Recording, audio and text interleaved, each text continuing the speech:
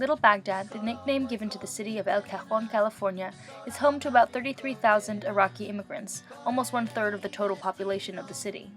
The city has received about 400 refugees per month since 2008, when the refugee crisis in Iraq law was implemented.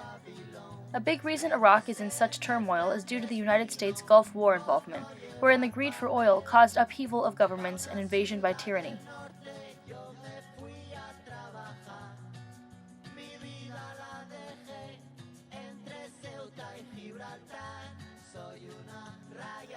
With that atmosphere in mind, it's no wonder many people journey to America in search of a brighter future for their children.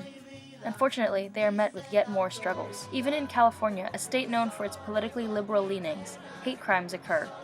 Ignorant people who do not understand that it is America's fault that Iraq is facing violence take out their racist assumptions on the very refugees fleeing the violence in their home countries. These Iraqi refugees face displacement from their homes and are met with further displacement and discrimination from their new communities. In this way, yet another tenet of environmental justice is not met. There is little to no social support for refugees in America. The International Organization for Migration's website states that IOM is dedicated to promoting humane and orderly migration for the benefit of all. Despite good intentions, refugees do not often receive adequate support. Some get about 4 hours of cultural orientation as their entire introduction to American society.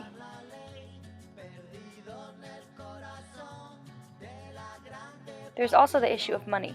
The IOM offers interest-free loans in order to bring families over to their new country. They also might receive some grant money for essentials like starting rent, furnishing, or food.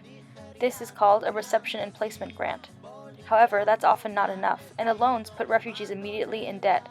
Instead of an adequate adjustment period of language and cultural education, immigrants must join the workforce immediately, taking jobs that no one else will do for too little pay, the only work they can find.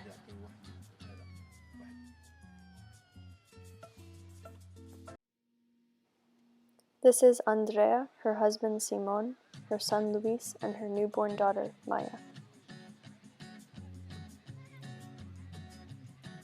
They have recently immigrated to the U.S. from El Salvador, fleeing from unsafe conditions they experienced in their home country.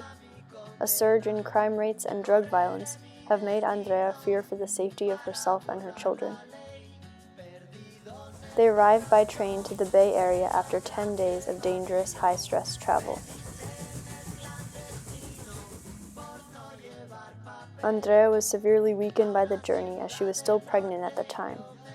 Her daughter Maya, who was born in the U.S., is a legal citizen, meaning that if the rest of the family is deported, Andrea will have to make the difficult choice between leaving Maya and exposing her to the violence in El Salvador.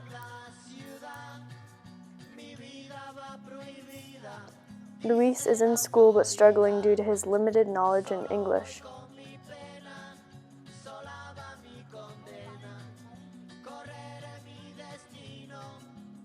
And Simon recently became unemployed because the company he worked for went out of business. His options are limited due to familial obligations and his status as an illegal immigrant. Andrea has been ill since childbirth and is regularly hospitalized. She is going through the process of filing for legal residency, but the paperwork is complicated. And in order to qualify, she must prove that the Salvadorian government carries responsibility for her situation in El Salvador and her decision to flee. This takes up most of her time and saps what little strength she has left. The family has no health care, so Andrea must often refuse medication, and even so, the medical costs are high.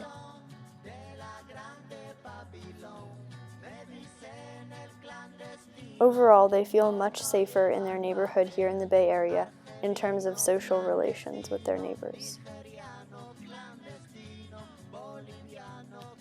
However, health-wise, they have limited access to healthy foods and live near a toxic waste facility. For disadvantaged communities, it's hard enough to organize and launch a political fight for environmental justice. Places like Hinckley, Texas, Warren County, North Carolina, and Richmond, California are all areas that have struggled in the past with landfills, contamination, and disease clusters. Imagine a further layering of helplessness, living in fear of deportation, dealing with a language barrier, working constantly to ensure your family's well-being. Refugees are clear targets when it comes to cutting corners on environmental regulations.